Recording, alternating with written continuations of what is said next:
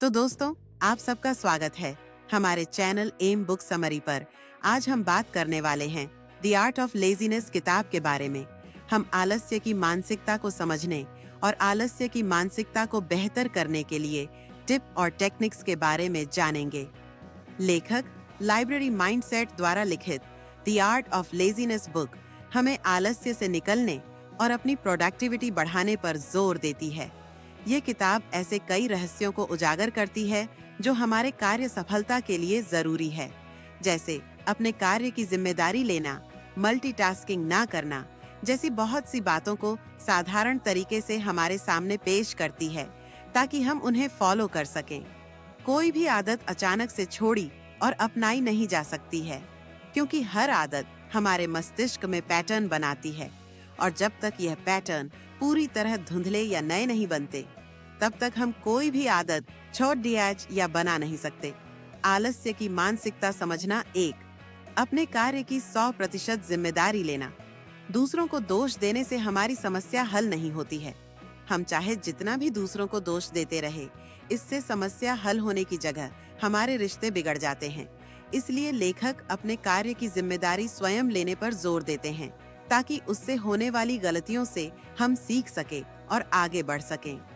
2, अपने comfort zone को छोड़ना। हमारे आलसीपन का सबसे बड़ा रहस्य यह है कि हम हर कार्य कल पर छोड़ना चाहते हैं और आज अपने कंफर्ट जोन में रहना चाहते हैं। इससे बचने के लिए अपने कंफर्ट जोन से बाहर निकलना, अपने लिए नए सपने देखना और नई समस्याओं को हल करना शुरू कीजिए। 3, आत्म अनुशासित रहना। आत्म अनुशासन का मतलब होता है कि उन चीजों और कार्यों को करना जो भविष्य के लिए जरूरी है, लेकिन वर्तमान में उन्हें करना कठिन लगता है। उन चीजों को लगातार करते रहना हमें आत्म अनुशासन की भावना और अपने भविष्य को बेहतर करने की उम्मीद देता है। 4, सही चीजों पर काम करना। उन कामों को करने का कोई मतलब नहीं है जो बिल्कुल नहीं करने चाहिए। अगर हम जो करते हैं उससे प्यार नहीं करते हैं, तो हम हमेशा आलसी ही रहेंगे। ये हमारे शरीर के संकेत हैं कि हमें अपना काम बदल लेना चाहिए। पूर्णतावाद की भावना से दूर रहे। हमें परफेक्शनिज्म के स्विच को चालू और बंद करने में सक्षम होना चाहिए, क्योंकि कभी कभी इसकी जरूरत होती है और कभी कभी नहीं। हमेशा पूर्णतावादी न बने, परिस्थितियों के अनुसार इसे बदलते रहे ताकि हम पूर्णता के पीछे अपने आलस्य को न छुपा सकें। 6, औसत दर्जे का मत बनो। हमारे पास हमेशा महान बनने या औसत दर्जे का बनने का विकल्प होता है। महान बनना कोई आसान काम नहीं है। हमें हर दिन अपना सर्वश्रेष्ठ देना, असफलता मिलने पर सीखना और बहुत संघर्ष की आवश्यकता होती है। औसत दर्जे के लोग कभी भी अपना सर्वश्रेष्ठ नहीं देते हैं। वे एक बार चीजें ठीक हो जाने पर शांत हो जाते हैं, या उन्हें पता होता है कि अगर वे आगे बढ़ते रहे तो चीजें मुश्किल हो जाएंगी। 7, मल्टीटास्किंग एक झूठ। मल्टीटास्किंग का मतलब है एक समय में एक से ज्यादा कार्य करना। यह सुनने में तो अच्छा लगता है, लेकिन यह कारगर नहीं है। हम एक ही समय में कई महत्वपूर्ण कामों पर ध्यान केंद्रित नहीं कर सकते। अगर हमारे पास 2 महत्वपूर्ण काम हैं, तो मल्टीटास्किंग हमारी कार्यक्षमता को कम कर देगी। साथ ही हम लगातार काम बदलते रहते हैं, तो हमारी थकने की संभावना भी ज्यादा होगी। 8, 3 टिप्स जो हमें अधिक उत्पादक बना देंगी। कार्य बदलने से बचना। हम जो कार्य कर रहे हैं उसमें से सभी डिस्ट्रैक्शंस को हटाना। अपने फोन पर सभी अनुपयोगी सूचनाओं को बंद करना। 9, दैनिक दिनचर्या विकसित करना। एक दैनिक दिनचर्या विकसित करना बहुत महत्वपूर्ण है, क्योंकि दैनिक दिनचर्या के बिना हम अपने काम में निरंतरता नहीं रख सकते। इसके बिना हम कुछ दिन अच्छे कार्यों के लिए मोटिवेट होंगे और बाकी दिन हम में मोटिवेशन की कमी होगी और हम टाल मटोल करेंगे। इसलिए हमें अपने दिन को प्लान करना होगा। 10वां, न कहना सीखना होगा। अगर हम अपने जीवन और समय पर बेहतर नियंत्रण रखना चाहते हैं, तो हमें ना कहना सीखना होगा। हम अक्सर हाँ कह देते हैं, भले ही हम न चाहते हों, सिर्फ इसलिए क्योंकि हम दूसरे व्यक्ति को दुखी नहीं करना चाहते। लेकिन यह याद रखिए कि दूसरों को खुश करने के चक्कर में हम खुद को खो देंगे। 11वीं 24 साथ काम नहीं करना। अधिक उत्पादक बनने का लक्ष्य अधिक काम करना नहीं है, बल्कि इसका उल्टा है। हमारा लक्ष्य कम समय में अपना काम पूरा करना है, ताकि हम अपने परिवार और दोस्तों के साथ समय बिता सकें। अगर हम बहुत अधिक समय तक काम करते हैं, तो हमारी रचनात्मकता और उत्पादकता दोनों प्रभावित होती है। 12. एक्शन के लिए इंतजार न करना। बहुत से लोगों के आलसी होने का एक मुख्य कारण यह है कि वे हमेशा सही समय का इंतजार करते रहते हैं, ताकि वे कुछ कर सकें, लेकिन सही समय कभी नहीं आता। कोई भी समय अच्छा या बुरा नहीं होता। हम आज ही शुरुआत कर सकते हैं और कुछ प्रगति कर सकते हैं, या हम इंतजार करके खुद को यह दिलासा दे सकते हैं कि हमारा समय आएगा। 13. खुद को सही लोगों के साथ घेरें। हम अपने विचारों को बदलना चाहते हैं, तो हमें अपने कार्य और वातावरण को बदलना होगा। अगर हम जिन लोगों के साथ सबसे ज्यादा समय बिताते हैं, वे आलसी, नकारात्मक हैं और किसी भी तरह से हमारे जीवन को बेहतर नहीं बनाते हैं, तो अपने सर्कल को बदलना या उनकी सलाह न मानना उचित है। 14. चिंता करने से कुछ नहीं मिलता। आलसी व्यक्ति को चिंता करना बहुत पसंद होता है, क्योंकि आलसी व्यक्ति के पास चिंता करने के अलावा और कुछ नहीं होता, क्योंकि वे कोई काम नहीं कर रहे होते हैं, इसलिए वे भविष्य के बारे में चिंता ही करते रहते हैं। अगर हमें खुद पर भरोसा है, तो चिंता करने की कोई जरूरत नहीं है। 15. पहले कठिन काम करो। यहाँ अधिक उत्पादक बनने और बेहतर महसूस करने के लिए एक सरल टिप दी गई है, जो यह है कि पूरे दिन में हमारे पास जो सबसे कठिन काम है, उसे पहले पूरा किया जाना चाहिए, चाहे वह कितना भी कठिन क्यों न हो, ताकि हम कुछ नया कर सकें। आसान विकल्प, कठिन जीवन, कठिन विकल्प। आसान जीवन 16. टीम को मैनेज करना। हर काम खुद से करना संभव नहीं है।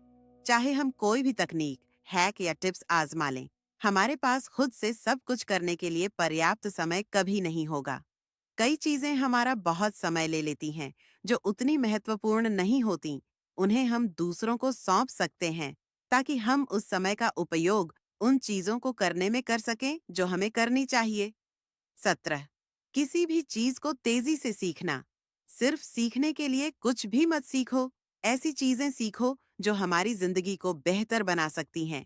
इस बारे में सोचो कि हम क्या सीख रहे हैं, क्या वह उपयोगी है या नहीं। अगर नहीं, तो उसे सीखने में समय बर्बाद न करो तो बेहतर है। ऐसी हजारों चीजें हैं जो हम आज सीख सकते हैं, जो मददगार हैं और हमारी जिंदगी को बेहतर बनाएंगी। आलस्य से निपटने की टिप्स और तकनीकें। 1. 80-20 नियम का उपयोग। इसे पेरेटो सिद्धांत भी कहा जाता है।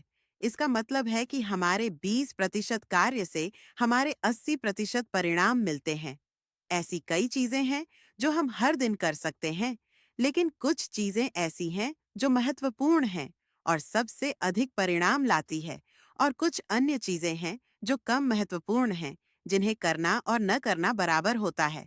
इसलिए परिणाम के अनुसार काम का चयन करना भी जरूरी है। 2. पार्किंसन का नियम।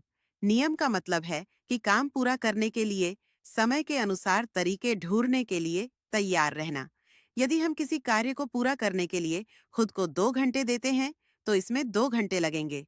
लेकिन यदि हमारे पास केवल 1 घंटा है, तो हमें 1 घंटे में कार्य पूरा करने का तरीका खोजना भी आना चाहिए। 3. आलस्य पर काबू पाने की 8 जापानी तकनीकें। इकिगाल। इसका मतलब है जीवन में एक उद्देश्य होना, वह कारण जिसके लिए हम हर सुबह कुछ करने के लिए उत्साहित होकर उठते हैं। काइज़ेन। इसका अर्थ है हर दिन छोटे छोटे सुधारों पर ध्यान केंद्रित करना और बड़े सुधारों की प्रतीक्षा न करना, बल्कि हर दिन 1% बेहतर बनने का प्रयास करना। शोशीन। इसका मतलब है कि चीजों को एक शुरुआती मानसिकता के साथ देखना। हारा हाचिबू। इसका मतलब है कि जब हमारा पेट 80% भर जाए, तो खाना बंद कर दें। अगर हम बहुत ज्यादा खा लेंगे, तो हमें आलस्य महसूस होने की संभावना ज्यादा होगी। शिनरिन योकू। इसका मतलब है कि हमें प्रकृति के साथ ज्यादा से ज्यादा समय बिताना चाहिए। प्रकृति के साथ समय बिताना तनाव से निपटने का सबसे अच्छा तरीका है। वाबी साबी। इसका मतलब है कि पूर्णता के बजाय अपूर्णता में सुंदरता ढूंढनी चाहिए। हर समय चीजें परिपूर्ण नहीं हो सकती। गनबारू। कोई भी काम करने में ज्यादा समय नहीं लगता, चाहे कोई कितनी भी कोशिश कर ले। गमान। इसका अर्थ है जब हालात कठिन हो जाएं, तो धैर्य और दृढ़ता दिखाना। 4. सोने से पहले 10 मिनट तक ये काम करें। हर दिन महत्वपूर्ण है। हमारे लिए आगे बढ़ना और पीछे देखना दोनों जरूरी है। हमें अपने कार्यों पर विचार करना चाहिए ताकि हम जांच कर सकें कि हम सही काम कर रहे हैं या नहीं। और अगर हम सही काम कर रहे हैं, तो उन्हें कैसे और अधिक बेहतर किया जा सकता है। 5. 10 छोटी आदतें जो हमारी जिंदगी बदल देंगी। अपने शरीर को हिलाएं। हमारा शरीर पूरे दिन बैठने के लिए नहीं बना है। अगर हम कोई शारीरिक काम नहीं करेंगे, तो हमें हर समय थकान महसूस होगी। हम क्या खा रहे हैं, हम जो खाते हैं, उसका प्रभाव दिन भर हमारी भावनाओं पर पड़ता है। एक उद्देश्य रखें। यदि हमारे पास कोई उद्देश्य नहीं है, तो हमारे पास कुछ भी करने की ऊर्जा नहीं होगी। अधिक पानी पीना। यह ध्यान रखें कि हम दिन भर भरपूर पानी पी रहे हैं। अपने आसपास ऐसे लोगों को रखें जिन्हें हम प्यार करते हैं। नकारात्मक लोगों के साथ रहना बंद करें। अपने जीवन में मौजूद सभी विषैले लोगों से दूर हो जाएं। जोखिम लें। अगर हम जोखिम नहीं उठा रहे हैं, तो हमारे पास काम करने की प्रेरणा नहीं होगी। अपने आप पर अधिक बोझ न डालें। खुद से अवास्तविक उम्मीदें रखना बंद करें। मल्टीटास्किंग न करें। मल्टीटास्किंग एक झूठ है। यह हमें जल्दी थका देता है। सभी डिस्ट्रैक्शंस को दूर करना। सबसे अच्छी बात जो हम कर सकते हैं, वह है अपने आसपास के सभी डिस्ट्रैक्शंस को कम करना। अर्जेंसी की भावना रखना। अगर हम में अर्जेंसी की भावना नहीं है, तो हम अपने जीवन में कुछ भी हासिल नहीं कर सकते। हमें परिणामों के प्रति धैर्यवान और कार्य के प्रति एक्शनेबल होना चाहिए। 6. पोमोडोरो तकनीक का उपयोग। यह तकनीक बहुत सरल है। हमें बस इतना करना है। 25 मिनट तक बिना रुके काम करना, फिर 5 मिनट का ब्रेक लेना और इसे दोहराना। 7. 5 मिनट का नियम। एक नया नियम जो हमें हमेशा अपनाना चाहिए, वह यह है कि जो भी काम 5 मिनट के अंदर किया जा सकता है, उसे अब भी कर लेना चाहिए। ऐसे कामों को कल पर नहीं टालना चाहिए। 8. 2 दिवसीय नियम। 2 दिन का नियम सरल है। हमें किसी भी कार्य को करते समय उसमें 2 दिन का ब्रेक नहीं लेना है। अगर हमें जरूरत हो, तो हम 1 दिन के लिए छोड़ सकते हैं, लेकिन 2 दिन के लिए कभी नहीं।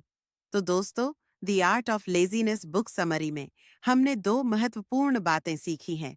आलस्य की मानसिकता को समझना, जिसमें हमने 100% जिम्मेदारी लेना, अपने कंफर्ट जोन को छोड़ना, अनुशासित रहना, सही चीजों पर काम करना, पूर्णतावाद की भावना से दूर रहना, मल्टीटास्किंग से बचना, दैनिक दिनचर्या बनाना, ना कहना सीखना आदि के बारे में जाना।